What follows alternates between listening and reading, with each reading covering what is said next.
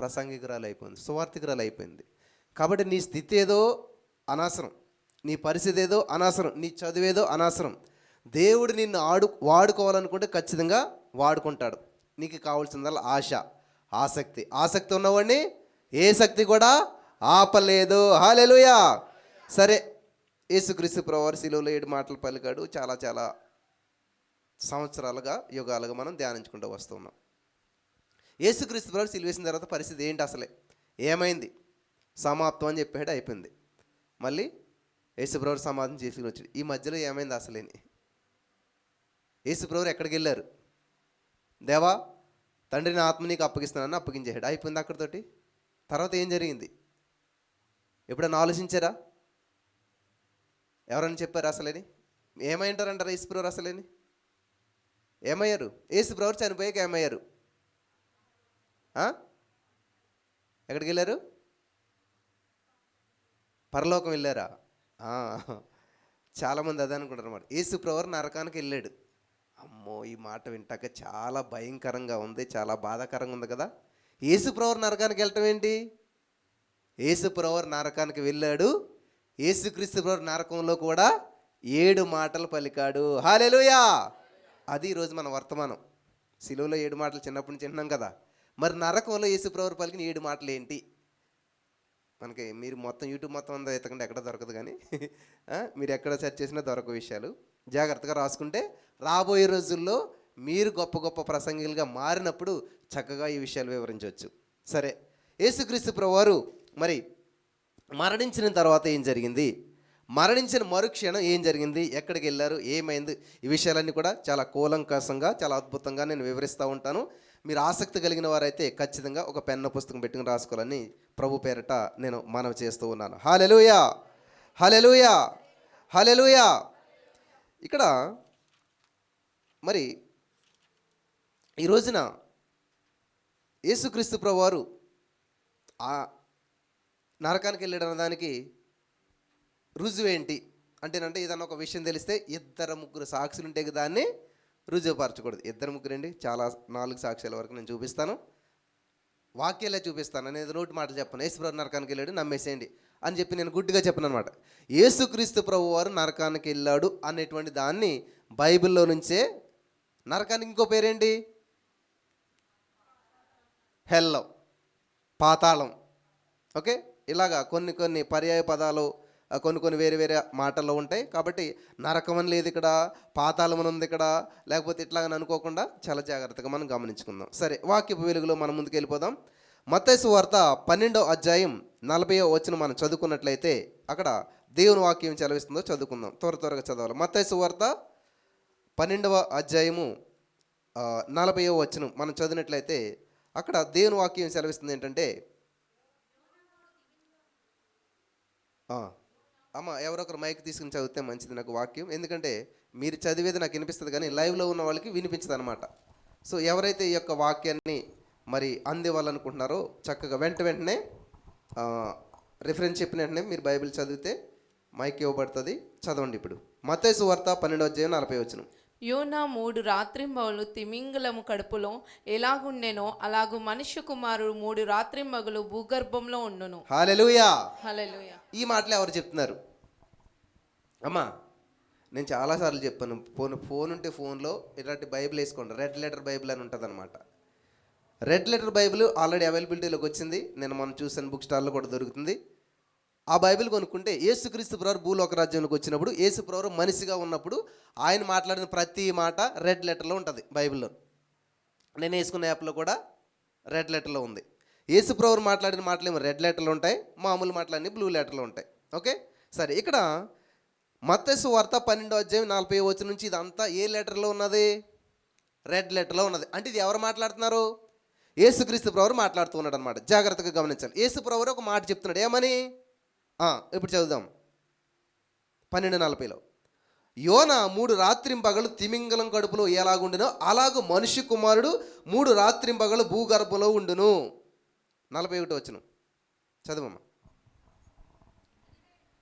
నినివే వారు వారు యోనా ప్రకటన విని ఆ, మారు మనసు పొందిరి గనుక విమర్శన సమయమున నినేవే వారు ఈ తరము వారితో నిలబడి సరే సరిపోద్ది. 40 వచనం చదిపోద్ది మనకి ఇక్కడ యోనా 3 రాత్రింపగళ్ళు తిమింగలప్పుడు ఎలాగుండునో మనిషి కుమారుడు 3 రాత్రింపగళ్ళు ఎక్కడ ఉంటాడంటే చెప్పాలి, భూగర్భము.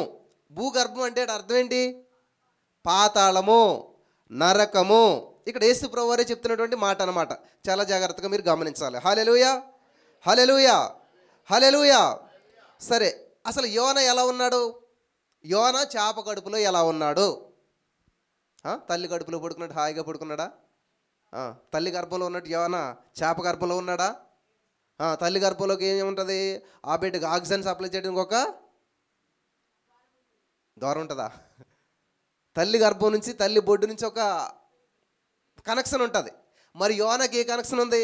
ఎలా ఉన్నాడు, ఏ పరిస్థితిలో ఉన్నాడు అనేటువంటి చూసినట్లయితే యోనా గ్రంథంలోకి వెళ్ళిపోదాం మనం.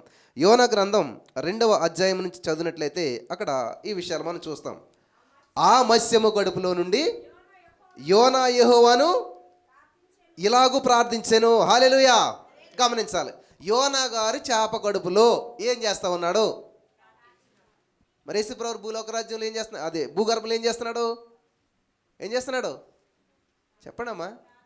ఆయన కూడా చెప్తున్నాడు కదా, యోనా ఎలాగైతే ఉన్నాడో నేను కూడా భూగర్భంలో అలా ఉంటాను, ప్రార్థన చేస్తాను. హల్లెలూయా. చదువుదాం 2వ వచనం చదివినట్లయితే, నేను ఉపద్రవంలో ఉండి యెహోవాకు మనవి చేయగా ఆయన నాకు ప్రత్యుత్తరం ఇచ్చెను. పాతాళ గర్భంలో నుండి నేను కేకలు వేయగా నీవు నా ప్రార్థన అంగీకరించి ఉన్నావు. ఆమేన్. చదువు 6వ వచనం వరకు చదువు. నీవు నన్ను అగాధమైన సముద్ర గర్భంలో పడవేసి ఉన్నావు, ప్రవాహములు నన్ను చుట్టుకొని ఉన్నవి, నీ తరంగములను నీ కరులను నన్ను కప్పి ఉన్నవి. నీ సన్నిధిలో నుండి నేను వెలివేయబడినను నీ పరిశుద్ధాలయము తట్టు మరలా చూచెదననుకొంటిని. ప్రాణాంతరము వచ్చినంతగా జలములు నన్ను చుట్టుకొని ఉన్నవి, సముద్ర గాధము నన్ను ఆవరించి ఉన్నది, సముద్రపు నాచు నా తలను పట్టుకొని ఉన్నది. నేను మరెన్నటికి ఎక్కి రాకుండా భూమి గడియలు వేయబడి ఉన్నవి, పర్వతములు పునాదుల్లోనికి నేను దిగి ఉన్నాను. నా దేవా యెహోవా, నీవు నా ప్రాణము కూపంలో నుండి పైకి రప్పించి ఉన్నావు. హల్లెలూయా. ఇక్కడ యోనా గారు చేప గర్భములో అంటే ఎక్కడో అగాధంలోకి వెళ్ళిపోయి ఏం చేస్తున్నాడైనా? సైలెంట్ అయిపోయాడా? కేకలు వేస్తూ ఉన్నాడు, మొర పెడతా ఉన్నాడు, ప్రార్థన చేస్తూ ఉన్నాడు. పైగా ఏంటంటే ఆ యొక్క పాతాళంలోకి వెళ్ళిన వాళ్ళ పరిస్థితి ఎలా ఉంటుందంట? తలుపులు ఇక్కడ ఎంత బాగుంది చూడండి, మరెన్నటికి ఎక్కి రాకుండా భూమి గడియలు వేయబడి ఉన్నాయి. హల్లెలూయా. వింటున్నారా? ఇంకా చేప కడుపులోకి వెళ్ళి బయటకు వచ్చే అవకాశం ఉంటుంది అసలేని? అలాగే యేసుక్రీస్తు ప్రభువు ఎక్కడికి వెళ్ళాడంట? నరకానికి వెళ్ళాడు. నరకానికి వెళ్ళి తిరిగి వచ్చినటువంటి దాఖలాలు ఎక్కడైనా ఉన్నాయి చరిత్రలోను? ఒక్కసారి నరకానికి వెళ్ళాలంటే మళ్ళీ బయటకు వచ్చే అవకాశం ఉన్నదా? ఈ విషయాలని మనం ముందుకెళ్ళి కొద్ది ధ్యానం చేద్దాం. చాలా జాగ్రత్తగా ఉండాలి. అంటే యోనా పరిస్థితి మీకు అర్థమైంది కదా? ఎట్లా మొర్ర పెడుతున్నాడు, ఎట్లా కేకలేస్తున్నాడు, ఎటువంటి బంధకాల్లో ఉన్నాడు, ఎటువంటి పరిస్థితుల్లో ఉన్నాడు, ఎటువంటి సిచ్యువేషన్లో ఉన్నాడు, అదంతా కూడా ఆయన వివరిస్తూ మాట్లాడుతున్నాడు. అలా నేను కూడా ఉంటాను, అటువంటి పరిస్థితులు కూడా వెళతానని చెప్పి యేసు ప్రభువు చెప్పాడు. ఓకే, అర్థమైంది కదా? సరే, ఇంకొంచెం మనం ముందుకెళ్దాం. యోనా ఉపద్రవంలో ఉన్నాడు అంటే యేసయ్య కూడా ఉపద్రవంలో ఉన్నాడు, పాతాళంలో ఉన్నాడు, బంధకాల్లో ఉన్నాడు, ప్రతికూల పరిస్థితుల్లోకి వెళ్ళాడు. హల్లెలూయా. మనం పాడతాం, వెలియైన యేసయ్యా. నాకు రాదా పాట? మీరు పాడండి.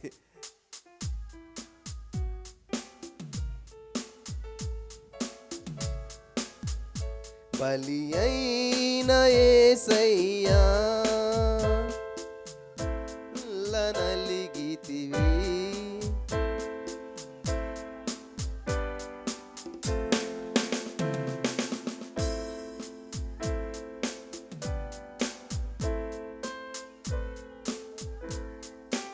హల్లెలూయా.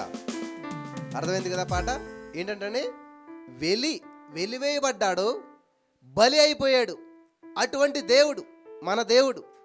ఆయన ఇప్పుడు ఎక్కడున్నాడంట? నరకంలోకి వెళ్ళాడు. ఓకే, అర్థమైంది కదా అందరికీ? అదొకటి సాక్ష్యం యేసు ప్రభువు చెప్పాడు. నెక్స్ట్ కీర్తనల గ్రంథం 88వ అధ్యాయం మనం చూసినట్లయితే, కీర్తనల గ్రంథం 88వ అధ్యాయం 1-2 వచనాలు మనం చదువుకుంటూ వెళ్దాం. యెహోవా నాకు రక్షణకర్తయగు దేవా, రాత్రివేళ నీ సన్నిధిని మొరపెట్టినాడు. నా ప్రార్థన నీ సన్నిధిని చేరునుగాక. నా మొర్రకు చెవియొగ్గుము. నేను ఆపదలతో నిండి ఉన్నాను. నా ప్రాణము పాతాళమునకు సమీపించి ఉన్నదే. హల్లెలూయా. ఇది ఎవరు రాశారు ఈ కీర్తన? దావీదా? ఇంకా కీర్తన అంటే దావీదే కదా? కీర్తన అంటే దావీదే. దావీదు కాదు, కోరాహు కుమారులు రాశారు. చాలా కీర్తనలు రాశారు. దావీదు గారు రాసినటువంటిది కొన్ని కీర్తనలే రాశాడు, అంటే ఎక్కువ భాగం రాశాడు. కాబట్టి ఒక పని ఎక్కువ ఎవరు చేస్తే ఇంకా ఆ పని అంతా, ఏ పని చేసినా కూడా వాళ్ళ మీదకి వెళ్ళిపోతుంది అనమాట. కానీ ఇక్కడ కోరాహు కుమారులు రాశారన్నమాట. కోరాహు కుమారులు రాసినా కానీ ఇది ఎవరి గురించి రాశారంట? ప్రవచనాత్మకంగా దేవుని యొక్క ఆలోచనల్ని వాళ్ళు ప్రవచిస్తూ ఉన్నారు. దేవుని యొక్క మాటల్ని వారు పలుకుతూ ఉన్నారు. చదువుకుంటూ ముందుకెళ్దాం. 3వ వచనం, నేను ఆపదలతో నిండి ఉన్నాను. నా ప్రాణం పాతాళముకు సమీపించున్నది. ఎక్కడికంటండి? ఏంటిది? పాతాళము. సమాధిలోనికి దిగి వారిలో నేనొకనిగా ఎంచబడి తిని, నేను త్రాణలేని వాని వలె అయితిని. త్రాణ అంటే ఏంటి? అర్థం ఏంటి? తట్టుకోలేకపోతున్నాను. అటువంటి పరిస్థితులకు నేను వెళ్ళాను. సమాధిలోనికి దిగువారిలో నేను ఒకనిగా ఎంచబడి తిని, నేను త్రాణలేని వాని వలె అయితిని. సచ్చిన వారిలో విడవబడిన వాడనైతిని. నేను సమాధిలో పడి ఉన్న హతులలో ఒకని వలె అయితిని. నీవిక స్మరింపని వాని వలె అయితిని. అసలు నువ్వు నన్ను గుర్తు తెచ్చుకోలేవు, నువ్వు నన్ను జ్ఞాపకం చేసుకోలేని వ్యక్తిగా నేను అయిపోయాను. అమ్మ జాగ్రత్తగా ఉండాలి. వారు నీ చేతుల నుంచి తొలగిపోయి ఉన్నారు కదా. అగాధమైన గుంటలోను, చీకటి గల చోట్లలోను, అగాధ జలముల్లోనూ నీవు నన్ను పరుండబెట్టి ఉన్నావు. హల్లెలూయా. ఈ మాటలు ఎవరో మాటలాగా ఉన్నాయి కదా. సేమ్ యోనా గారు పలుకుతున్నటువంటి మాటలనే కోరాహు కుమారులు కూడా పలుకుతున్నారు. ఇవన్నీ ఎవరికి రిలేటెడ్గా ఉన్నాయి? యేసయ్యకి రిలేటెడ్గా ఉన్నాయి. హల్లెలూయా, హల్లెలూయా. నీ ఉగ్రత నా మీద బరువుగా ఉన్నది. ఎందుకంట? పాపాన్ని దేవుడు క్షమించడు, పాపానికి శిక్ష ఉంటుంది. కాబట్టి మనందరి పాపాలు యేసయ్య మీద ఉన్నాయి కాబట్టి ఆ ఉగ్రత యేసయ్య మీదకి వచ్చింది. మీరు చాలా జాగ్రత్తగా అర్థం చేసుకోవాలి. యేసుక్రీస్తు ప్రభువు ఇప్పుడు సిలువ మీద లేరు. ఇప్పుడు యేసుక్రీస్తు ప్రభువారు సిలువ మరణం పొందిన తర్వాత తండ్రి ఏం చేశాడంటే కుమారుని భూలోక రాజ్యానికి పంపించాడు కదా. తండ్రి చిత్తం అంతా నెరవేర్చాడు. ఆ ఉగ్రత పాత్ర నుంచి తప్పించుకుందాలని చెప్పి ప్రార్థన చేశాడు. కానీ వద్దు, నా చిత్తం కాదు నీ చిత్తమే నెరవేరాలంటే, దేవుని చిత్తం ఏంటంటే మనుషులు రక్షించబడాలంటే, సర్వమానవాళి పాపం నుంచి విమోచించబడాలంటే ఆ యొక్క క్రయధనం ఒకరు చెల్లించాలి. అది యేసుక్రీస్తు ప్రభువారు అన్నమాట. హల్లెలూయా. అయితే తండ్రి క్రయధనం అంతా చెల్లించాడు, రక్తం కార్చాడు, చివరికి తన బాడీలో ఉన్న వాటర్ను కూడా కార్చాడు. అప్పుడు తండ్రి నా ఆత్మ నీకు అప్పగిస్తానంటే తండ్రి ఏం చేశాడంట? ఆ ఆత్మని నరకానికి పంపించాడంట. హల్లెలూయా. జాగ్రత్తగా గమనించాలి. ఇవన్నీ సత్యం నేను తెలియజేస్తున్నాను. చూడండి, నీ ఉగ్రత నా మీద బరువుగా ఉన్నది, నీ తరంగములన్నీ నన్ను ముంచుచున్నవి.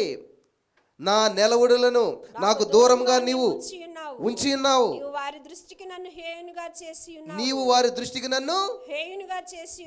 చేసి ఉన్నావు. వెలుపలికి రావల్ల కాకుండా నేను బంధించబడి ఉన్నాను. హల్లెలూయా. ఏంటంటే వెలుపలికి రాకుండా బంధించబడి ఉన్నాను. కాబట్టి ఇక్కడ నరకానికి వెళ్ళిన వాళ్ళు మళ్ళీ బయటకు వచ్చే అవకాశం లేదు. ధనవంతుడు లాజరు స్టోరీలో ఆయన అడుగుతాడు కదా, ఒక్కొక్క ఛాన్స్ ఇవ్వండి, పొన్న బ్రతికేది అయిపోయింది, మా అన్నీళ్ళు ఉన్నారు అంటే, లేదు బాబు, ఇక్కడ వాళ్ళు అక్కడ వాళ్ళు ఇక్కడికి వెళ్ళే ఛాన్సు లేదు. చూడండి, కొంచెం ముందుకు వెళ్దాం మనం. బాధ చేత నా కన్నులు క్షీణించుచున్నవి. యెహోవా ప్రతిదినము నేను నీకు మొరపెట్టుచున్నాను. నీ వైపు నా చేతులు చాపుచున్నాను. మృతులకు నీవు అద్భుతములు చూపెదవా. ప్రేతలు లేచి నిన్ను స్తుతించెదరా. సమాధిలో నీ కృపను ఎవరైనా వివరింతురా. నాశన కూపంలో నీ విశ్వాసతను ఎవరైనా చెప్పుకొందురా. అంధకారంలో నీ అద్భుతములు తెలియనగునా. అంధకారంలో నీ అద్భుతములు తెలియదగునా, పాతాళంలో నీ నీతి తెలియనగునా. పాతాళంలో నీ నీతి తెలియదగునా. యెహోవా, యెహోవా, నేను నీతోనే మనవి నేను నీతోనే మనవి చేయుచున్నాను. ఉదయమున నా ప్రార్థన నిన్ను ఎదుర్కొను. ఉదయమున నా ప్రార్థన నిన్ను ఎదుర్కొనును. యెహోవా, నీవు నన్ను విడిచుటయేలా. యెహోవా, నీవు నన్ను విడిచుటయ్యాలా. ముఖము నాకు చాటు చేయుటయేలా. నీ ముఖము నాకు చాటు చేయటనేలా. బాల్యము నుండి నేను బాధపడి చావు బాల్యము నుండి నేను బాధపడి చావునకు సిద్ధమైతిని. నీవు పెట్టు భయం చేత నేను కలవరపడుచున్నాను. నీ కోపాగ్ని నా మీద పొర్లి ఉన్నది. నీ మహాభయములు నన్ను సంహరించి ఉన్నవి. ఆమేన్. చాలమ్మా, చూడండి ఇక్కడ ఈ విషయాలన్నీ ఎవరు మాట్లాడుతున్నారు? యేసుక్రీస్తు ప్రభువారు తండ్రి అయినటువంటి దేవునితో మాట్లాడుతున్న మాటలు ఇవన్నీ కూడాను. ఇవి కోరాహు కుమారులు ప్రవచన రూపంలో ప్రవచించారనమాట. చాలా ఇంటర్లింక్ ఉంటుంది. అందుకనే బైబిల్ ఇలా చదివితే అర్థమవుతుందన్నమాట. ఇచ్చట కొంత అచ్చట కొంత అవన్నీ కలిపితేనే. గ్రాసరీ షాపులో కూరగాయలు ఉండవు, కూరగాయల షాపులో ఉప్పు కారం ఉండదు. మరి ఏం చేయాలి? ఇక్కడ ఇది కొనుక్కోవాలి, అక్కడ అది కొనుక్కోవాలి, అన్ని పట్టుకొచ్చి మిక్స్ చేస్తేనే అప్పుడు కర్రీ అవుతుంది. అలాగా సంపూర్ణ అర్థం రావాలంటే యేసుక్రీస్తు ప్రభువుకి 7 మాటలు ఒక చోట ఉన్నాయా? ఒక శిష్యుడు చెప్పాడా? లేదు. అన్నీ మనం చదివితే కానీ, అన్ని సువార్తల నుంచి ధ్యానిస్తే కానీ 7 మాటలు దొరకవు మనకు. అక్కడ ఈ యొక్క సత్యాన్ని మీరు గ్రహించాలని ప్రభు పేరట మనం చేస్తున్నాను. హల్లెలూయా. యోన ఏమి ప్రార్థన అయితే చేశాడో అదే మాటలు. 88 కీర్తన 10వ వచనం చూడండి ఏమనుంది ఇక్కడ. మృతులకు నీవు అద్భుతములు చూపేదవా, ప్రేతలు లేచి నిన్ను స్తుతించేదరా. ఎవరంటే అమ్మ ప్రేతలు అంటే ఎవరు? ఆత్మలు చచ్చిపోయిన ఉంటారు కదా. ఎక్కడుంటారు ప్రేతలు? పరలోక రాజ్యంలో ఉంటారా? భూతాలు ఎక్కడ ఉంటాయి మీకు అర్థం అవ్వాలంటే? ఏమా దెయ్యాలు ఎక్కడ ఉంటాయి? ఎక్కడ? పాతాళంలో ఉంటాయంట, నరకంలో ఉంటాయంట. దేవుడు ఆల్రెడీ కొన్ని ఆత్మలు ఏం చేశాడంటే నరకానికి పంపించి అక్కడ బంధించి ఉంచాడు. వింటున్నారా? అక్కడ యేసుప్రభువు ఇప్పుడు అక్కడికి వెళ్ళాడు మరణించిన తర్వాత.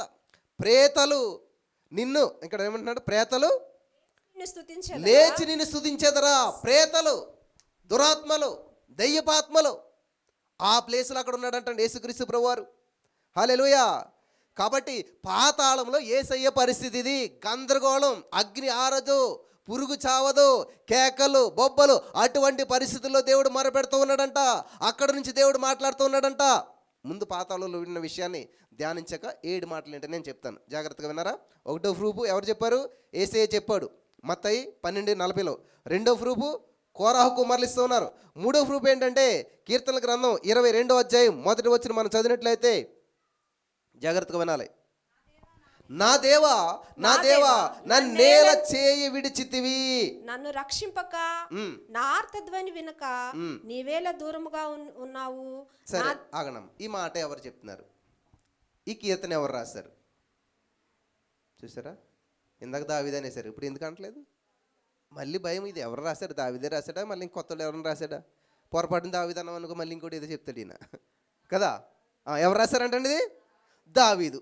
ఏమంటున్నాడు? నా దేవా, నా దేవా, నువ్వు నన్ను ఎలా విడిచితివి, విడనాడితివి.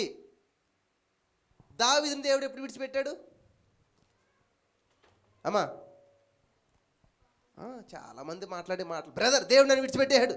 మరి ఎలా బతుకున్నావు నువ్వు? ఇంకాను దేవుడు నేను విడిచిపెడితే నీలో ఉన్నటువంటి జీవాత్మ ఎవరిదే?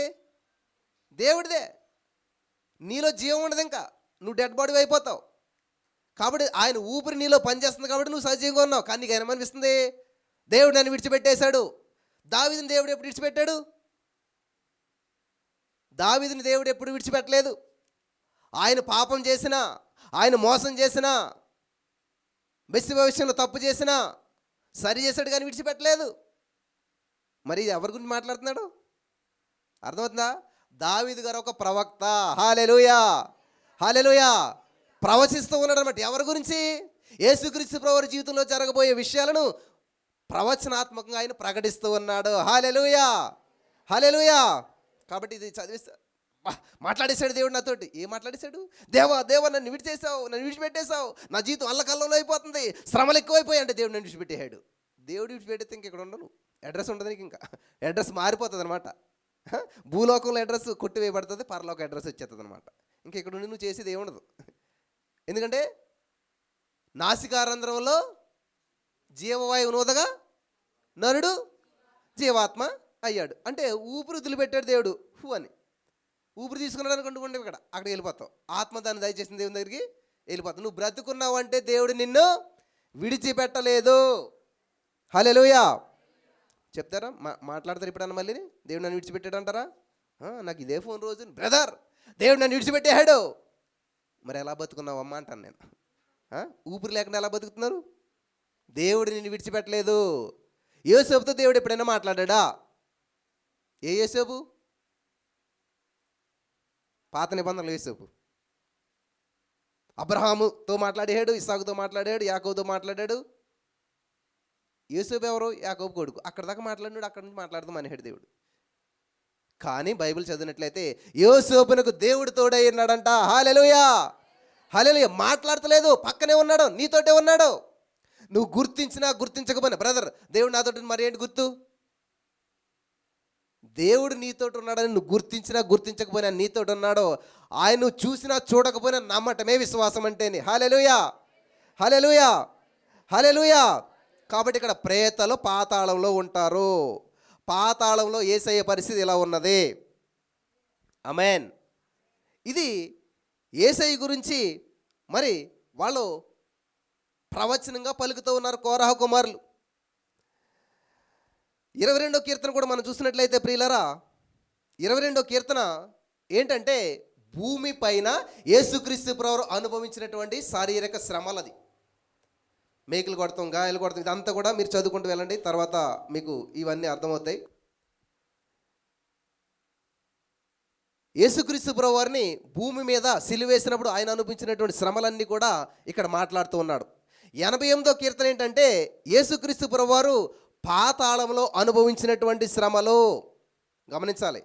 22వ కీర్తన 88వ కీర్తన రెండు దగ్గర పెట్టి మీరు చదువుకుంటే యేసయ్య శరీరానికి తగులుతున్న గాయాలు, శ్రమలు అన్నిటి గురించి 22వ కీర్తనలు ఉంటే 88వ కీర్తనలు ఏముంటుందంటే యేసుక్రీస్తు ప్రభువు పాతాళంలోకి వెళ్ళిన తర్వాత అక్కడ ఆయన అనుభవిస్తున్నటువంటి శిక్ష, అనుభవిస్తున్న బాధ, వేదన అంతా కూడా ఆ పరిస్థితి అంతా కూడా 88వ కీర్తనలో వివరించబడింది. ఆమేన్ హల్లెలూయా. సో రెండు ప్రూఫ్లు అవ్వాయి. మూడోది ఏంటంటే మూడో ప్రూఫ్, ఇద్దరు ముగ్గురు సాక్షులు ఉండాలి కదా. యేసు ప్రభువు నరకానికి వెళ్ళాడని నేను చెప్తున్నాడు, సాక్ష్యం ఏంటి అని అడిగారు మీరు. ఒకటో సాక్ష్యం యేసయ్యే చెప్పాడు నేను వెళ్ళానని. రెండో సాక్ష్యం కోరహ కుమారులు చెప్తున్నారు. మూడో సాక్ష్యం ఏంటంటే అపోస్తల కార్యంలో పరిశుద్ధాత్మ దేవుడు వచ్చాడు 2వ అధ్యాయంలో. పరిశుద్ధాత్మ దేవుడు ఎప్పుడైతే వచ్చాడో అంతవరకు పిరికివానిగా ఉన్నటువంటి పేతురు గారు సప్పలేసాడన్నమాట ఎట్లాగా కదా. ఇలా లేచి నుంచినే ప్రసంగించడం మొదలుపెట్టాడు. ఆ ప్రసంగంలో ఒక అద్భుతమైనటువంటి విషయాన్ని ఆయన వెల్లడి చేస్తున్నాడు. ఏంటంట? యేసుక్రీస్తు ప్రభువు పాతాళానికి వెళ్ళి అక్కడ ఏం చేశాడు, అక్కడ పరిస్థితి ఎలాగుందంతా వివరిస్తూ ఉన్నాడు. అవునా? నేను చాలాసార్లు చదివాం బ్రదరు, కానీ ఇప్పుడు చదవండి, ఇప్పుడు కనిపిస్తుంది మీకు. చూద్దాం. అపోస్తల కార్యం 2వ అధ్యాయం 2వ వచనం నుంచి మనం చదువుకుంటూ 22వ వచనం నుంచి మనం చదువుకుంటూ వెళ్దాం. అపోస్తల కార్యములు 2వ అధ్యాయం 22వ వచనం మనం చదివినట్లయితే అక్కడ ఇశ్రాయేలు వారులారా ఈ మాటలు వినుడి, దేవుడు నజరేయుడగు యేసు చేత అద్భుతములను మహత్కార్యములను సూచక్రియలను మీ మధ్యన చేయించి ఆయనను తన వలన మెప్పు పొందిన వానిగా కనపరచెను. మీకు కనపరచెను. ఇది మీరు ఎరుగుదురు. దేవుని నిశ్చయించిన సంకల్పమును ఆయన భవిష్యత్ జ్ఞానమును అనుసరించి అప్పగింపబడిన ఈయన మీరు దుష్టుల చేత సిలువేయించి చంపితిరి. ఇక్కడ వరకు కూడా మీరు అందరికి తెలుసు, దుష్టుల చేత సిలువేయించారు, చంపేశారు, సమాప్తం అనుకుంటున్నారు. మరణము మలుపు మాత్రమే, ముగింపు కాదు. హల్లెలూయా హల్లెలూయా. మరణము మలుపు మాత్రమే, ముగింపు కాదు. మరణించాక అయిపోయింది అనుకుంటారు చాలామంది. లేదు. మొన్న మా అక్కగారు ఫోన్ చేసింది. లాస్ట్ టైంలో మా అమ్మగారిని బాగా దగ్గరుండి చూసుకున్నారు కాబట్టి బాగా గుర్తుకు వస్తున్నారంట. ఓ రోజున స్తుతిస్తూ ప్రార్థన చేస్తుంటే యేసయ్య ఒక దర్శనం చూపించాడు. ఏంటంట? చిన్న పిల్లలాగా ఆడుకుంటుందంట. ఎక్కడ? యేసయ్య దగ్గర. కనీసం ఇంకెవరిని పట్టించుకోవట్లేదంట. అంటే నువ్వు మరణించిన తర్వాత ఒక మలుపు తిరుగుతావు. ఇప్పుడు చనిపోయిన వాళ్ళు ఎక్కడికి వెళ్తారు? ఎక్కడికి వెళ్తారు? పరదేశం వెళ్తారా, పరలోకం వెళ్తారా? చూసారా మీరు? వెళ్ళొచ్చారు ఏమన్నాను? మరి ఎలా చెప్పారు? పరదేశం ఎక్కడ ఉంది ఇప్పుడు? పరలోకం ఉందా? మరి పరలోకం ఉంటే మళ్ళీ పరదేశం ఎందుకు? చూద్దాం, అవన్నీ ధ్యానం చేద్దాం, జాగ్రత్తగా వినాలి. చూడండి ఇక్కడ 24వ వచనం. మరణము ఆయన్ను బంధించుట మరణం ఆయన బంధించుట అసాధ్యము గనుక దేవుడు మరణ వేదనను దేవుడు మరణ వేదనలో తొలగించి ఆయనను లేపెను. గమనించాలి, ఇక్కడ ఏ వేదన అంట? ఎక్కడ ఉంటుంది ఈ వేదన? ఏమా పరలోకంలో మరణ వేదన ఉంటుందా? అసలు పరలోకంలో మరణం ఉంటుందా? మరి ఎక్కడ ఈ మరణ వేదన? పాతాళములో. హల్లెలూయా. పేతురు గారు మాట్లాడిన మాటలు మనకు అర్థమవుతున్నాయి లేదా? ఇంతవరకు అర్థం అవ్వలేదు, కానీ ఇప్పుడు అర్థమవుతున్నాయి, క్లారిటీ వస్తుంది అనమాట. ఇప్పుడు యేసుప్రభుని ఎక్కడ చూస్తున్నారు మీరు? నరకంలో చూస్తున్నారు, నరక వేదనలో చూస్తున్నారు. నరక వేదన నుంచి మాట్లాడుతున్న మాటలు మీరు వింటున్నారు. జాగ్రత్తగా వినాలి. ఈరోజు ఏమైనా సరే, ఎంత ఏమైనా సరే, నేను ఖచ్చితంగా సత్యం తెలుసుకుని వెళ్తాను అన్నవారు మాత్రం దేవునికి స్తోత్రం చెప్పండి. హల్లెలూయా, హల్లెలూయా. యేసుక్రీస్తు ప్రభు ఉదయం 9 గంటల నుంచి సాయంత్రం 3 వరకు సిలువలో ఉన్నాడు. కనీసం ఏసీ రూమ్లో కూర్చొని ఒక 2-3 గంటలు కూర్చోలేరు మీరు? ఈరోజు భోజనం చేయకపోతే ప్రాణం పోతుందా? ఏసే కొరకు నేను ఏదైనా చేస్తానన్న వాళ్ళు మాత్రం దేవునికి స్తోత్రం చెప్దాం. హల్లెలూయా, హల్లెలూయా. సరే చూడండి, మరణం ఆయన బంధించుట అసాధ్యము కనుక దేవుడు మరణ వేదనలను తొలగించి ఆయనను లేపెను. మరణ వేదనలు అడలం చేసుకోండి. అక్కడ ఏంటంటే అది మరణ వేదనలు. ఎక్కడ? పాతాళంలో దేవుడు వేదన అనిపిస్తున్నాడు. పాతాళంలో దేవుడు దప్పికొంటూ ఉన్నాడు. పాతాళంలో అనేకమైనటువంటి బంధకాలు, సమస్యలు ఆయన అనుభవిస్తూ కేకలు వేస్తూ ఏం చేస్తున్నాడంట? ఆయన చెప్పాలి. యోనా గారు ఏం చేశాడు? మొర్ర పెడుతున్నాడు, ప్రార్థన చేస్తూ ఉన్నాడు. పాతాళంలో కూడా ప్రార్థన చేస్తున్నాడు ప్రభువారు. హల్లెలూయా, హల్లెలూయా. తర్వాత చూద్దాం 25వ వచనం. ఆయన గూర్చి దావీదు ఇట్లా నేను నేనెల్లప్పుడు నా ఎదుట ప్రభువును చూచుంటిని ఆయన నా కుడి పార్శ్వమున ఉన్నాడు గనుక నేను కదల్చబడను. కావున నా హృదయం ఉల్లసించెను, నా నాలుక ఆనందించెను, మరియు నా శరీరము కూడా నిరీక్షణ కలిగి నిలవబడగా ఉండెను, నిలకడగా ఉండెను. నీవు నా ఆత్మను పాతాళములో విడిచిపెట్టవు, నీ పరిశుద్ధతని కుళ్ళు పట్టు నీ పరిశుద్ధిని కుళ్ళు పట్టనీయవు. నా జీవ మార్గంలో తెలిసినవి నాకు జీవ మార్గంలో తెలిపితివి. నీ దర్శనం అనుగ్రహించి నన్ను ఉల్లాసముతో నింపెదవు. హల్లెలూయా. గమనించాలి ప్రియులారా, ఈ విషయాలన్నీ ఎవరు చెప్తున్నారు? పేతురు గారు చెప్తున్నారు. ఎలా చెప్తున్నాడు? పరిశుద్ధాత్మ దేవుడు. బ్రదర్, ఇక్కడ మరి నరకంలో జరిగినట్టు ఎలా తెలుస్తుంది అంటే పరిశుద్ధాత్మ దేవుడు. పరిశుద్ధాత్మ దేవుడు అంటే ఎవరు? యేసుక్రీస్తు ప్రభువారే. ఆదాముని దేవుడు ఎలా చేశాడంటండి?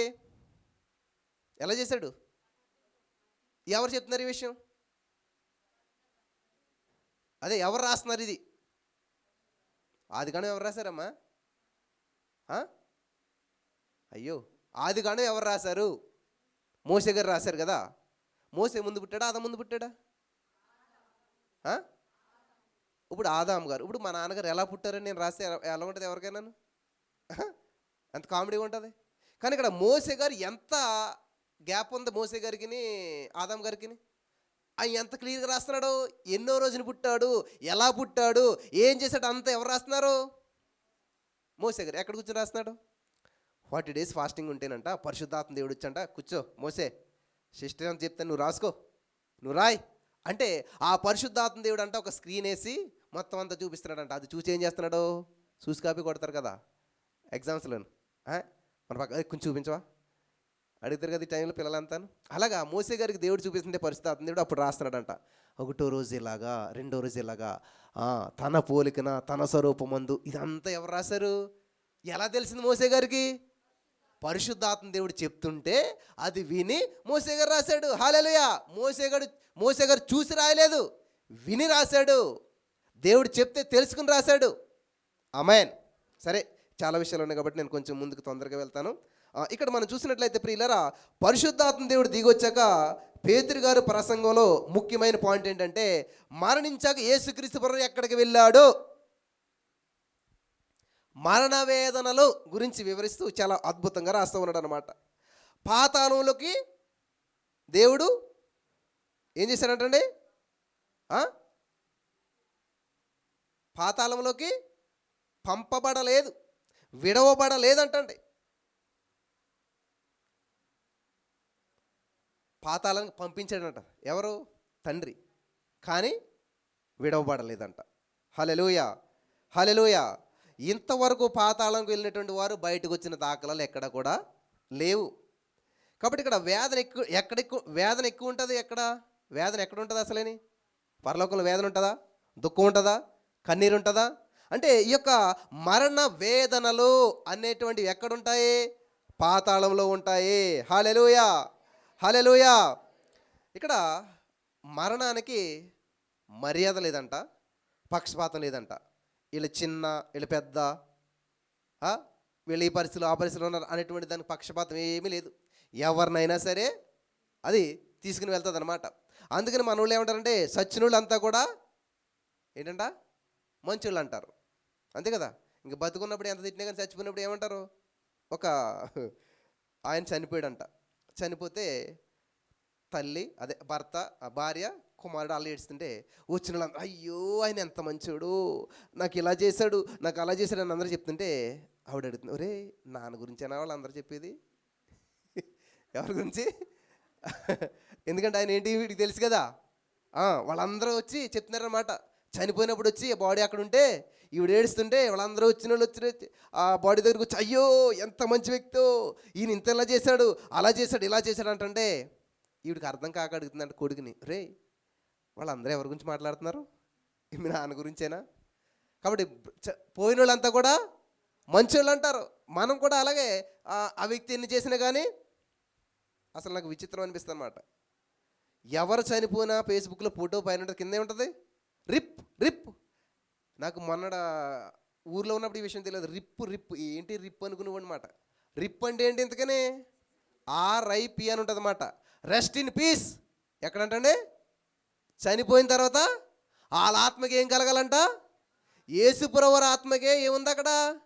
ఘోరమైనటువంటి వేదనలు అనిపిస్తున్నాడు.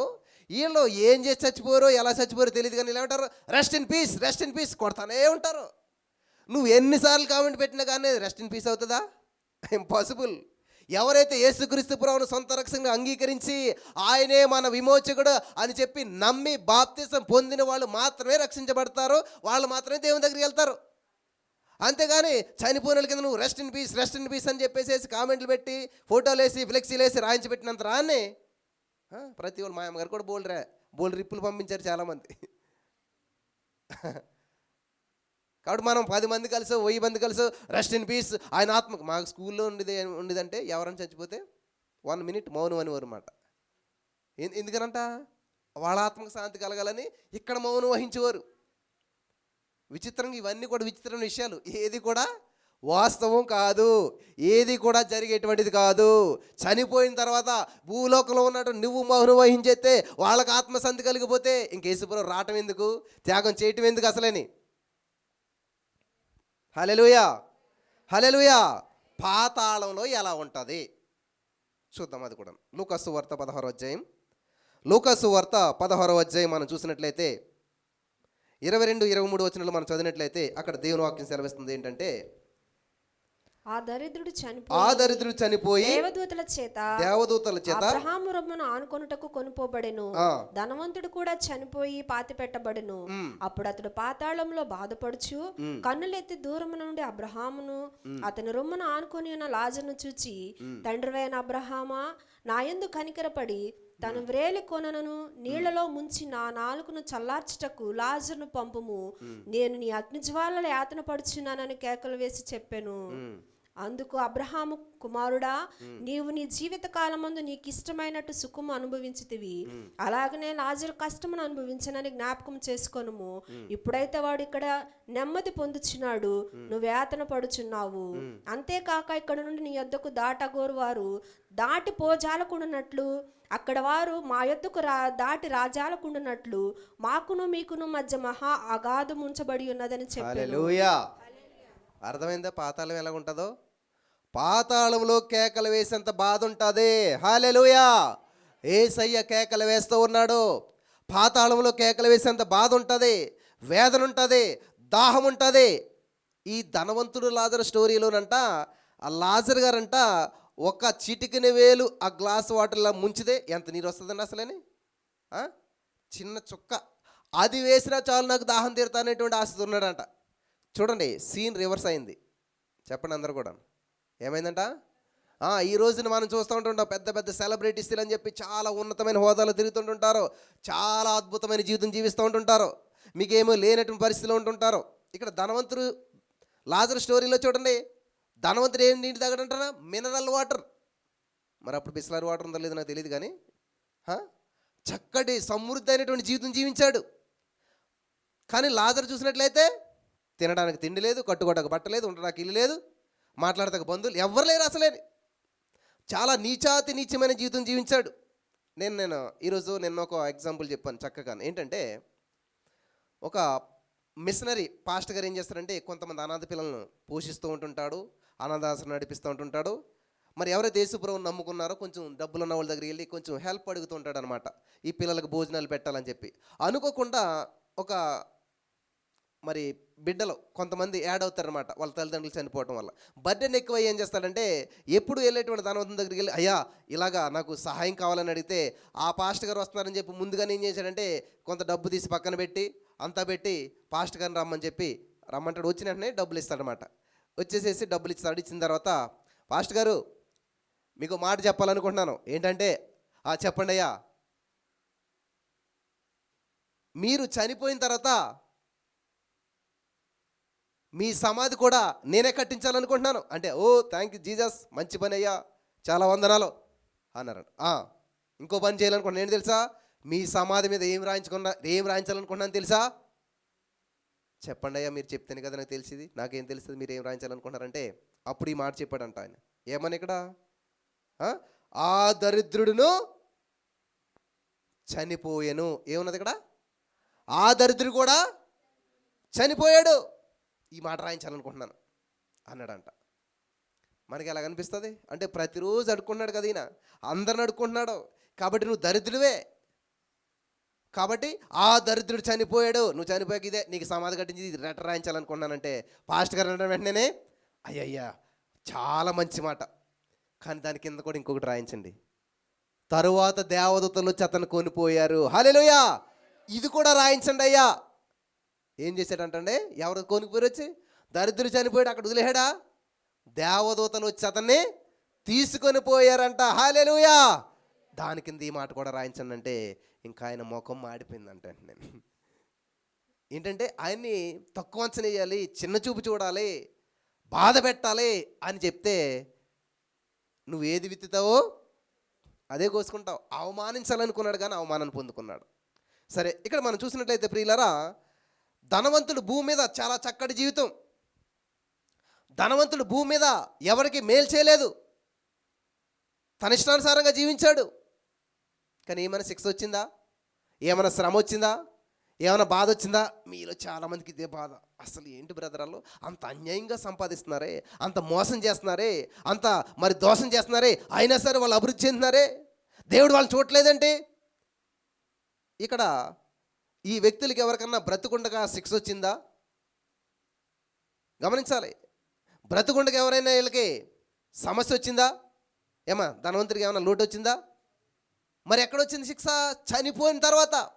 ఒకవేళ మీరు ఈ లోకంలో కొంతమంది మీరు చూస్తున్నారు, వాళ్ళకి ఏ శిక్ష రావట్లేదు, ఏ శ్రమ రావట్లేదు, ఎంత మోసం చేసినా, ఎంత అన్యాయం చేసినా, ఎంతమందిని దోసుకున్నా ఏ విధమైనటువంటి శ్రమ రావట్లేదు అని మీరు అనుకుంటున్నారేమో. ఒకానొక రోజు ఉన్నది, దేవుడు న్యాయవంతుడు, దేవుడు సత్యవంతుడు. హల్లెలూయా, హల్లెలూయా, హల్లెలూయా. కాబట్టి ఇక్కడ మీరు గమనించవలసింది ఏంటంటే ఇక్కడ రివర్స్ అయిపోయింది సీను. భూలోక రాజ్యంలో ధనవంతుడు ఎంత సుఖాన్ని అయితే అనుభవించాడో, పరలోక రాజ్యం వెళ్ళాక లాజరు అంత సుఖాన్ని, ధనవంతుడు అంత కష్టాన్ని అనుభవిస్తూ ఉన్నాడు. ఇప్పుడు యేసుక్రీస్తు వారు ఎక్కడికి వెళ్ళారంటండి? పాతాళానికి వెళ్ళారు. పాతాళానికి వెళ్తే అక్కడ ఎవరున్నారు? అబ్రహాం ఉన్నాడా? ఇస్సాకు ఉన్నాడా? యాకోబు ఉన్నాడా? యేసుక్రీస్తు వారు కొండ దగ్గర ప్రార్థన చేసుకోగలిగితే మోసే కనపడ్డాడు, ఏలియా కనపడ్డాడు, వీళ్ళందరూ కనపడ్డారు. ఇప్పుడు ఎవరు లేరంటే ఏమన్నాడు దేవుడు అక్కడికి వెళ్ళక? అంధకారమే నా బంధువర్గమాయను. 8వ కీర్తన మీరు చదువుకోండి, అక్కడ ఉంటుంది మాట. అంధకారమే నా బంధువర్గమాయను, ఎవరు నాకు స్నేహితులు లేరు. నా 12 మంది మిత్రులు ఉండేవారు, వాళ్ళందరిని దూరం చేశావు, వాళ్ళందరికీ నన్ను దూరంగా చేశావు. అంధకారమే నా బంధువర్గం అయిపోయింది. పరదేశులు అయితే అబ్రహాం గారు వీళ్ళు వాళ్ళందరూ ఉంటారు. ఇది పాతాళం. మనకు తెలిసిన వాళ్ళు ఎవరు లేరు అక్కడ, అంతా కూడా ప్రేతాత్మలు ఉన్నాయంటండి. 3 సాక్ష్యాలు అయిపోయి. 4వదిగా మనం చూసినట్లయితే యెషయా గ్రంథం 53 అధ్యాయం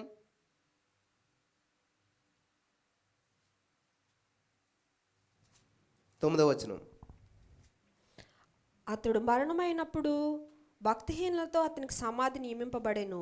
అతడు మరణమైనప్పుడు భక్తిహీనులతో అతనికి సమాధి నియమింపబడెను. చూడండి, ఎవరితో అంటే భక్తిహీనులతో అతనికి 53వ కీర్తన ఎవరి గురించి ఉంటుంది? యేసుప్రభు గురించి. ఇప్పుడు ఎక్కడున్నాడు దేవుడు? దొంగల మధ్య సిలువ వేయబడ్డాడు, ఓకే, ఇది భూలోక రాజ్యం. మరణించిన తర్వాత ఎక్కడికి వెళ్ళాడంట ఆయన? భక్తిహీనులు. అందరూ అనుకుంటారు, ఓ భూలోక రాజ్యంలో ఉండగా చాలా చెప్పావు కదా, మేము భక్తిహీనులు అన్నావు కదా, మరి నువ్వు ఎక్కడికి వచ్చావు? ఎంతమంది ఎన్ని మాట్లాడుతున్నారు అక్కడ, ఎన్ని నిందిస్తున్నారు కదా. చూడండి, ధనవంతుని యొద్ద అతడు ఉంచబడెను. ధనవంతుని యొద్ద అతడు ఉంచబడెను. నిశ్చయముగా అతడు అన్యాయం ఏమీ చేయలేదు. నిశ్చయముగా అతడు అన్యాయం ఏమీ చేయలేదు. అతని నోట ఏ కపటమును లేదు. గమనించాలి, ఇక్కడ ఎక్కడ ఉన్నాడంటే ధనవంతుని యొద్ద. మంచి మాట చెడ్డ మాట ఇది? ఎక్కడున్నాడంట? పై వచనం ఏముంది? భక్తిహీనుల దగ్గర సమాధానం ఉన్నది. మరి ధనవంతుని యొద్ద అంటే ఎక్కడ? ఏ ధనవంతుడు? చూసాం కదా ఇక్కడ మనం లూకాసు వార్త 16వ అధ్యాయం 22వ వచనంలో. ధనవంతుడు ఎక్కడున్నాడు ఇప్పుడు? ధనవంతుడు పాతాళంలో ఉన్నాడు. హల్లెలూయా. అక్కడికి తీసుకెళ్ళాడంట దేవుడు. ఇప్పుడు తండ్రి అక్కడికి పంపించాడంట కుమారుడిని. ఆ ధనవంతుని దగ్గర. ఏ ధనవంతుడు? పాతాళంలో ఉన్న ధనవంతుడు. హల్లెలూయా, హల్లెలూయా. ఏం అర్థమవుతుంది నేను చెప్పేదంతాను? డౌట్ లేదు కదా? దేవునికి స్తోత్రం, హల్లెలూయా. చూడండి, నిశ్చయముగా అతడు అన్యాయం ఏమీ చేయలేదు, అతని నోట ఏ కపటం లేదు. ఎవరి నోట? సరే, భక్తిహీనుల మధ్యలో సమాధిలోకి వెళ్ళాడు, పాతాళానికి వెళ్ళాడు. మరి ఎందుకు వెళ్ళాడంట? అన్యాయము లేదు, మోసము లేదు, దోషము లేదు. అతని నలగొట్టుటకు యెహోవాకు ఇష్టమాయెను. అతని నలగొట్టుటకు యెహోవాకు ఇష్టమాయెను. ఆయన అతనికి వ్యాధి కలుగజేసెను. చాలమ్మ, చూడండి, మన అపరాధాలు మన దోషాలన్నీ ఆయన మీద వేసి ఆయన నలగొట్టి ఆయన్ని అక్కడికి పంపించాడంట. సరే, ఇక్కడ భక్తిహీనులు పాతాళంలో ఉంటారు. ఎక్కడ ఉంటారండి? పరలోకంలో ఎవరైనా భక్తిహీనులు వెళ్తారా? ఇంపాసిబుల్. అయితే ఇక్కడ మనం గమనించవలసింది ఏంటంటే పాతాళంలో ఆల్రెడీ దురాత్మలు ఉన్నారంట. ఎవరిని దేవుడు బంధించి పెట్టాడు అక్కడ? కొన్ని దురాత్మల్ని. అయితే కొన్ని ఆత్మల్ని పాతాళానికి పంపించాడు దేవుడు. ఏలియా, మోషే అందరూ కూడా పరదేశంలో ఉన్నారు. గమనించాలి ఈ విషయం. దేవుడు మనల్ని ఎలా తయారు చేశాడు?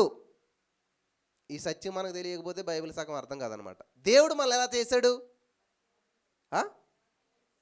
మట్టితోట ప్రాణము, ఆత్మ, దేహము. అంటే మనల్ని ఆత్మలుగా చేశాడు దేవుడు. హల్లెలూయా. ఆత్మలాగా చేశాడు దేవుడు. అంటే మనకి ఇక్కడ మనిషి పాపం చేస్తే ఆత్మకు శిక్ష, శరీరానికి శిక్ష, మనసుకు శిక్ష ఉంటుంది. అర్థమవుతుందా? ఈ విషయం మనకు తెలియాలంటే ఆది కాండంలోకి మనకు వెళ్ళినప్పుడు పాపం ఎక్కడ స్టార్ట్ అవుతుంది తెలుసా? తిండి కంట్రోల్ చేస్తే, తెలుగులో ఒక సామెత ఉంటుంది, obesity is the origin of diseases అంట. అర్థమైందా? తెలుగులో చెప్పాలా? స్థూలకాయము అంటే లావ్ అవ్వటం అనేటువంటిదంట సమస్త జబ్బులకు ఆరిజిన్, అంటే కేంద్రం. గమనించుకోవాలన్నమాట. మనం బట్టలు టైట్ అయిపోతుంటే నేను ఇంక పక్కన పడేసి కొత్త బట్టలు కుట్టించుకోవడం కాదు, ఆ బట్టలకు అనుకూలంగా మనల్ని కట్ చేసుకోవాలన్నమాట, కరిగించుకోవాలన్నమాట కదా. మనం అది చెయ్యం, బట్టల సైజు పెంచుకుంటాం కానీ బాడీ సైజు మాత్రం తగ్గించుకోం. చాలామందికి బాధ కలుగుతుంది. ఏ బాధ కలిగినా నాకు అనవసరం, నేను ఉన్నదన్నట్టు చెప్పవలసింది చెప్తాను అన్నమాట. హల్లెలూయా, హల్లెలూయా. అయితే ఇక్కడ మనం గమనించవలసింది ఏంటంటే ప్రియులరా, అవ్వమ్మ గారు పండు తిన్నారు, ఆదమ్మ గారికి ఇచ్చారు. ఇదంతా జరిగిన తర్వాత యేసుక్రీస్తు ప్రభువు వచ్చాడు, అంటే దేవుడు వచ్చాడు. అక్కడ యేసు ప్రభువు ఎక్కడ ఉన్నాడని అడిగారు ఎవరని. ఆది కాండం 1వ అధ్యాయం 1వ వచనం నుంచి ప్రకటన గ్రంథం చివరి అధ్యాయం చివరి వచనం వరకు అంతా యేసు ప్రభువు గురించే ఉన్నది. ఇది గమనించాలి. తండ్రి ఈజ్వల్ టు కుమారుడు ఈజ్వల్ టు పరిశుద్ధాత్మ దేవుడు. అర్థమైందా? అంతేగాని ఇలా చూడకండి. ఇది ఎన్ని ఇప్పుడు ఒకటే, ఇట్లా చూడాలి మనం, అంతే. ఇలా చూడకూడదు ముగ్గురు దేవుళ్ళు అన్నట్టు. ఇలా చూస్తే ఒకటి, ఏకమై ఉన్నారు, ఒకటే ఉన్నాడు. ఆమేన్. అయితే అవ్వమ్మ గారు పండు తిన్నారు, పాపం చేశారు. పండు తినక ముందే దేవుడు వచ్చినప్పుడు వీళ్ళు ఏం చేసేవారు? ఒకటే టేబుల్ కదా, చక్కగా పక్క పక్కన కూర్చుని ముచ్చట్లు పెట్టుకునేవారు. ఎవరు? ఆదామవ్వ, యేసుప్రభువారు, దేవుడు. మరి సడన్గా దేవుడు వద్దులకంట ఈ ఆదాము గారు దాక్కున్నాడంట. ఎందుకు దాక్కోవాల్సి వచ్చింది? ఏం చేశాడంట ఆయన? ఆజ్ఞ అతిక్రమించాడు. ఆజ్ఞ అతిక్రమమే మహాపాపం. ఎప్పుడైతే పాపం చేస్తాడో పాపం సెపరేట్ చేస్తుంది. చెప్పండి అందరు కూడా, ఏం చేస్తుంది? చూడండి, మీ ఇంట్లో ఏదైనా వస్తువు పగలగొట్టారనుకోండి, పిల్లలు ఏం చేస్తారు? ధైర్యంగా వచ్చి నుంచి ఉంటారా? వెతుక్కోవాలి ఎక్కడున్నారని. ఏ అంటే అది కదా, పగలగొట్టేశారు కదా, ఇంకా ధైర్యం సరిపోదు. ఎందుకంటే తప్పు చేశారు వాళ్ళు. నిన్న మెసేజ్ చెప్తున్నాను నేను, మనం అభివృద్ధి చెందాలి అన్న దేవుని యొక్క ఉద్దేశం అని చెప్తున్నాను. చెప్తూ మనం అభివృద్ధి చెందితే తండ్రి సంతోషిస్తాడు, మీరు బహుగా ఫలించడం వల్ల మీ తండ్రి మహింపరచబడతారని చెప్తూ, నా కూతురు సెల్వి ఉన్నది కదా, ఇది పెద్ద స్కూల్లో రన్నింగ్లో ఫస్ట్ వచ్చిందనమాట. ఫస్ట్ ప్రైజ్ వచ్చింది. ఆ యొక్క ప్రైజు అందరిలో పిలిచి ఇచ్చారు. వీడియో కూడా పెట్టి మీరు చూసే ఉంటారు. ఇలా చెప్తుంటే పరిగెట్టుకెళ్ళి ఆ ప్రైజ్ ఎక్కడ తీసుకు, నాన్న చూపించు ఏంటంట, చూపించినా అందరికీనే. ఇప్పుడు ఎక్కడున్నా కూడా చూపించేది తేలేదు కాబట్టి, అంటే నేను సాధించాను చూపించు అందరికీనే అంట ఉన్నది కదా. అదే తప్పు చేసింది అనుకోండి, ఏం చేస్తారు? అస్సలు మాట్లాడరు, ఎక్కడో మూలం దాక్కుంటారు అన్నమాట. ఎందుకనంటే అచ్చి బాబోయ్, నాకు తెలుసు కదా, తిట్లు వస్తాయి, చీవాట్లు, ఎప్రిషియేషన్ ఉండదు కదా. సో పిల్లల మనస్తుంది, మనది కూడా అంతే. ఆదాము గారు అంట రోజు దేవుడికి ఇలా కూర్చునేవారు అన్నమాట, ఎప్పుడు వస్తాడో అని చెప్పి. తర్వాత దేవుడు వచ్చినా కూడా వీళ్ళు కనిపించట్లేదు. ఏమైపోరు? దేవుడికి తెలీదా? మరుగు చోటు ఏమైనా ఉన్నదా? ఆకాశంకి ఎక్కినా అక్కడ ఉన్నాడు, సముద్రంలో దాగినా అలాగా. చూస్తే ఆదాము లేడు, ఏమైపోయాడు? ఆదామా ఎక్కడా అంటే దాక్కున్నాడు అంటే వెళ్ళిపోయి. ఎందుకని? పాపం సెపరేట్ చేస్తుంది. ఓకే, ఎలాగైతే దేవుడు పిలిచాడు, వచ్చాడు. వచ్చిన తర్వాత ఏందయ్యా అని అడుగుతున్నాడు. ఎవరిని? పండు తిన్నది ఎవరు? ఫస్ట్ తిన్నది అవ్వమ్మ. మరి అవ్వమ్మ తింటే ఆదాముని ఎందుకు అడుగుతున్నాడు? ఏంటంట? అవ్వ తినిపించిందా? మీ ఆయనకి మీరు తినిపిందారా? లేవా రోజులన్నీ ఇప్పుడు పోయాయి కదా. ఇది అంత ఒక సబ్జెక్ట్ నేను చెప్పాను. ఆదాము తినిపించైతే తినేలేదు, కానీ ఆయన తినాలనే తిన్నాడు, తెలిసి తిన్నాడు. ఇది అంతా వేరే స్టోరీ. అయితే మీ ఇంటికి 10 మంది ఉన్నారు. ఎవరైనా పెళ్లి కార్డు వచ్చి ఎవరికి ఇస్తారు? Head of the department, head of the family ఎవరైతే ఉన్నారో వాళ్ళకి ఇచ్చి చెప్పేసి వెళ్ళిపోతారు. కానీ 10 మంది పెళ్ళికి వెళ్తారు కదా. అంటే రెస్పాన్సిబుల్ పర్సన్ ఎవరైతే ఉన్నారో, ఫర్ ఎగ్జాంపుల్ ఆ 10 మందిలో చిన్నోడు పక్కింటి తోటలోకి వెళ్ళి, మామిడి తోటలోకి వెళ్ళి మామిడికాయ కోసుకొచ్చేసాడు. అప్పుడు ఆయన వచ్చి ఎవరు కంప్లైంట్ ఇస్తాడు?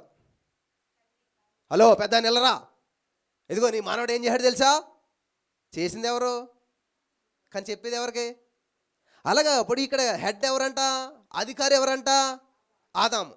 ఆదాంతో దేవుడు చెప్తున్నాడు, అధికారం నీకు ఇచ్చాను నేను, ఎందుకు చేజారు చేసుకున్నావు, ఎందుకు ఇలా జరిగిందంటే వెంటనే ఉన్నాడైనా, నువ్వు చేసిందా అంతాను. హ్యాపీ లైఫ్ నాది, అనవసరంగా నిద్రబెట్టి పడుకోబెట్టి సుఖంగా ఉన్న జీవితాన్ని కాస్త ఓ బోన్ లాగి విరిచి ఆపరేషన్ చేసి చేసుకొచ్చి నువ్వే చేసావు ఇది అంతాను, ఆవిడ వల్ల ఇది అంతాను అని చెప్పేసేసి చెప్పాడు అనమాట. ఏంటి అవ్వమ్మా అంటే ఆవిడేమంటుంది? ఏం కాదు ఇది అంతాను, ఇదిగో ఎక్కడి నుంచి గంటేసావు? అక్కడి నుంచి పరలోక రాజ్యంలోంచి ఇక్కడ గంటేసావు. ఎవరిని? సైతాన్ గాడిని. వాడొచ్చి ఇదిగో మమ్మల్ని ఇలా చేశాడు, ఇలా ప్రేరేపించాడు. పోనీ ఆడిని అడిగితే దేవుడు ఏమంటున్నాడు తెలుసా? ఏంటి సైతాన్ ఇదనంటే, నా పని అది, నీ బిడ్డలను కంట్రోల్ చేసుకోవాలి. నేను వలేసాను, అందులో పడిపోయారు. నేను ట్రై చేశాను, వాళ్ళు లొంగిపోయారు. వాళ్ళకి నిగ్రహశక్తి ఉండాలి, వాళ్ళకి కంట్రోల్ ఉండాలి, నీ మాట మీద నమ్మకం వాళ్ళకి ఉండాలి. ఇక్కడ గమనించాలి, దేవుడు ఎప్పుడు కూడా పాపం చేసినప్పుడు శరీరానికి శిక్ష ఉంటుంది, మనసుకి శిక్ష ఉంటుంది, ఆత్మీయ శిక్ష ఉంటుంది, 3. కాబట్టి ఇక్కడ ముగ్గురిని శిక్షించాడు దేవుడు ఇక్కడ. ఇది సత్యం చెప్పదాక నేను తెలియజేస్తా ఉన్నాను. అవ్వమని, ఆదాముని, సైతాను గాడిని, ముగ్గురికి శిక్ష పడింది. సైతాను ఎవడిక్కడ? ఆత్మ, ప్రేతాత్మ, దురాత్మ, ఈవిల్ స్పిరిట్ అంటారు కదా. సో అయిపోయింది. ఇక్కడ దేవుడు ఎందుకు పాతాళానికి వెళ్ళవలసి వచ్చింది? ఈ 4 విషయాలు నేను చెప్పాను. మనకి ఇంకా మెసేజ్లోకి వెళ్ళలేదు, కంగారు పడకండి. దేవుడు ఎందుకు పాతాళానికి వెళ్ళవలసి వచ్చింది? ఒక మనిషి పాపం పోవాలంటే ఏం చేయాలంట? రక్తం చిందించాలి. అయిపోయింది కదా. మరి పాతాళానికి ఎందుకు వెళ్ళాడైనా అంటే అన్ని రకాల శిక్షలను ఆయన అనుభవించాలి. మానసిక శిక్షను ఎక్కడ అనుభవించాడు ఆయన? ఎక్కడ? భూమి మీద గెస్సెమనే తోటలో ప్రార్థన చేస్తూ ఉన్నాడు. గమనించాలి జాగ్రత్తగాను. ఆయన మనసు ఎంత వేదన చెందింది, ఎంత క్షోభకు గురైంది. తర్వాత సిలువేసినప్పుడు శరీరానికి. ఇంకా మరి ఇప్పుడు ఆత్మశిక్ష ఎక్కడ అనిపిస్తుంది? పాతాళంలో. హల్లెలూయా. అందుకని పాతాళానికి వెళ్ళాడు. తండ్రి నా ఆత్మ నీకు అప్పగిస్తానంటే ఆ దేవుడు ఏం చేశాడు? ఆ ఆత్మను అట్టుకెళ్ళి పాతాళానికి పంపబడ్డాడు. హల్లెలూయా. విడవబడలేదు. ఆమేన్, ఆమేన్, హల్లెలూయా. కాబట్టి ఈ రోజున ఎప్పుడైతే యేసుక్రీస్తు ప్రభువు పాతాళానికి వెళ్ళాడో సాతాను గడు పండగ చేసుకోవడం మొదలుపెట్టాడంట. ఎందుకనంటే మేమున్న చోటికి నువ్వు వచ్చేసావు, ఇంకా నా అధికారం నువ్వు ఏదో లాగేసుకుంటావు అనుకున్నాను. అయిపోయింది, చాప్టర్ క్లోజ్. ఎందుకంటే ఈ పాతాళానికి వచ్చినోడు ఎవడో కూడా ఆయన ఒక ప్రార్థన చేశాడు. యోనా గారు ఏమని? పాతాళ గడియలు బిగించబడి ఉన్నాయి, ఇంకా దీన్ని ఓపెన్ చేసేవాడు లేడు, బయటకు వచ్చేది లేదు అని ఆయన చెప్తున్నాడు కదా. అలాగే ఇక్కడ సైతాన్ గడు కూడా సంబరం చేసుకుంటాడంట. అయిపోయాడు, ఇంకా ఈయన ఇక్కడికి వచ్చేసాడు, ఇది క్లోజ్, ఇక్కడ నుంచి బయటకు వెళ్ళిన వారు ఎవరు లేరు, వెళ్ళే అవకాశం లేదు అని చెప్పి సాతాన్ గడు పండగ చేసుకుంటూ ఉన్నాడంట. దేవునికి మహిమ కలుగును గాక. ఆమేన్. వాడికి పండగ పర్మనెంట్ కాదు, టెంపరీ జాబ్ అనమాట. అది అదే టెంపరీ అని తెలుసు కదా, ఎప్పుడు పీకేస్తారో వాళ్ళకే తెలియదు, అలా అనమాట. అయితే ఇక్కడ మీరు గమనించినట్లయితే నా ప్రియమైనటువంటి సహోదర స్నేహితులారా, పాతాళం వచ్చినటువంటి యేసుక్రీస్తు ప్రభువారు అక్కడ కూడా ప్రార్థన చేస్తూ ఉన్నాడు. సిలువ ఓటమికి చూచిన అని చెప్పి కెనెత్ హేగన్ గారు చెప్తూ ఉంటుంటారు అనమాట. సిలువ ఓటమికి చూచిన. యేసుక్రీస్తు ప్రభువు సిలువ వేయబడ్డాడు అంటే అక్కడితో ఆగిపోతే ఓడిపోయినట్టే లెక్క. యేసుక్రీస్తు ప్రభువు పునరుత్థానం లేకపోయినట్లయితే, సిలువతోటే మనం శుభ శుక్రవారంతో ఆగిపోయినట్లయితే ఇది శుభ శుక్రవారం అయ్యేటువంటిది కాదు. ఇది ఎప్పుడు శుభ శుక్రవారంగా మార్చబడిందంటే ఆదివారం ఈస్టర్ ఉంది కాబట్టి ఇది శుభ శుక్రవారం అయ్యింది. హల్లెలూయా. సిలువ ఓటమికి సాదృశ్యం. ఆమేన్. వింటున్నారా? కాబట్టి సిలువ తర్వాత యేసుక్రీస్తు ప్రభువు నరకానికి వెళ్ళి మరణ వేదనల గుండా ఆయన వెళ్ళాడు. లూకా సువార్త 23:42 మనం చదువుకున్నటువంటి మాట ప్రకారం మరొకసారి గుర్తు చేసుకున్నట్లయితే అక్కడ ఏమనుందంటండి?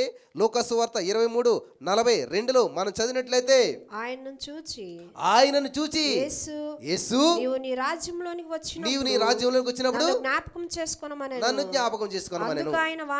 అందుకు ఆయన వానితో నీవు నాతో కూడా పరదేశంలో ఉందువని నిశ్చయముగా నీతో చెప్పుచున్నాను నేను. ఆమేన్. ఆగండమ్మా. ఏంటి బ్రదర్ ఇది? నీవు నాతో కూడా ఎప్పుడు అమ్మా? ఎప్పుడు? నేడు చెప్పాలి. నేడు అంటే ఎప్పుడు? ఎప్పుడు అమ్మ? ఇది చాలా క్లారిటీగా లేకపోతే మీరు మళ్ళీ చాలా ఇబ్బందులు పడతారు. జాగ్రత్తగా అర్థం చేసుకోవాలి. యేసు ప్రభువు వారు దొంగ మారు మనసు పొందాడు, ముందు తిట్టాడు, తర్వాత మారు మనసు పొందాడు, యేసు ప్రభువు స్వీకరించాడు. సరే నేను నీకు మాటిస్తున్నాను, నువ్వు నాతో కూడా పరలోకంలో ఉంటావు ఎప్పుడంటే ఈరోజే అన్నాడు. మరి యేసు ప్రభువు మరణించిన తర్వాత ఎక్కడికి వెళ్ళాడు? ఎక్కడికి వెళ్ళాడు? మరి దొంగ ఎక్కడికి వెళ్ళాడు? పాతాళానికి వెళ్ళాడా? వెళ్ళలేదా? అయ్యో వెళ్ళలేదంటే వెళ్ళాడు అంటారు, వెళ్ళాడంటే వెళ్ళలేదంటారు. ఏదో ఒకటి నిలబడండి. మీరు ఆడోలేనా? ఆడోలా అంటే మగోళ్ళని ఎత్తారేమో కదా, అలాగ ఉన్నది మరి ఇప్పుడు. దొంగ ఎక్కడికి వెళ్ళాడు? దేవుడు ఎక్కడికి వెళ్ళాడు? అదేంటి మరి దేవుడు ఏం చెప్పాడు ఇక్కడ? అబద్ధం చెప్పాడా? నేడు నీవు ఎవరితో కూడా? నాతో కూడా వస్తామని చెప్పాడు. మరి తీసుకెళ్ళాడా లేదా? తీసుకెళ్ళాడా? తీసుకెళ్ళలేదా? ఎందుకు కన్ఫ్యూజ్ అయిపోతారు? మనకి పొలిటీషియన్ చెప్తారు, నేను చెప్తున్నా ఈరోజు. ఏ రోజు? ఈరోజు చెప్తారు. మరి ఎప్పుడు అవుతుంది అది? అంటే ఈరోజు నేను మాట ఇస్తున్నాను ఖచ్చితంగాను అని చెప్తారు కదా. ఇక్కడ today I am telling you, నేను నీకు ఈరోజు చెప్తున్నాను, నేను నీకు భరోసా ఇస్తున్నాను, నేను ఈరోజు మాట ఇస్తున్నాను. కానీ మరణించిన తర్వాత నాకు పని ఉంది, నేను అది చూసుకుని నేను 3వ రోజున కరుస్తాను. నువ్వు అంతవరకు పరదేశంలో వెయిట్ చేయి. హల్లెలూయా, పరదేశంలో వెయిట్ చేయి. నాతో కూడా ఉంటావు, పరదేశంలో ఉంటావు, కానీ నేను రావడానికి కొంచెం టైం పడుతుంది. నువ్వు అక్కడ వెయిట్ చేయి. అబ్రహాము, ఇస్సాకు, వాళ్ళు అక్కడ ఎక్కడున్నారంటండి? పరదేశంలో ఉన్నారు. హల్లెలూయా, హల్లెలూయా. నేడు అనగా పరదేశకు సంబంధించింది కాదు, పాతాళానికి సంబంధించింది. హల్లెలూయా. కాబట్టి యేసుక్రీస్తు ప్రభువు పాతాళానికి వెళ్ళాడు, దొంగని పరదేశకు పంపించి ఈయన పనులన్నీ చక్కబెట్టుకుని వెళ్ళటానికి ఆ టైం పట్టిందన్నమాట. ఆమేన్, ఆమేన్. నిన్ను పరదేశకు పంపిస్తాను, నేను వచ్చి నిన్ను అక్కడ కలుసుకుంటాను. యేసు నరకానికి వెళ్ళింది ఎందుకంటే ఆత్మ కూడా శిక్షణ అనుభవించాలి కాబట్టి. క్లారిఫై. యేసు నరకానికి వెళ్ళాడా? ఏమా ఇంకా డౌట్ ఉందా? ఇంకేం ప్రూఫ్లు చూపించాలి? ఎన్ని చూపించాను కదా, అన్ని రిఫరెన్స్లే కదా. కాబట్టి యేసుక్రీస్తు ప్రభువు వారు అసలు ఇదే మనకి శనివారం ఏమైంది ఉండదు, గుడ్ ఫ్రైడే, ఈస్టర్ అంతే, మధ్యలో అంతా గాలి కుదిలేస్తాం అనమాట. అసలు విషయం అంతా కూడా అక్కడ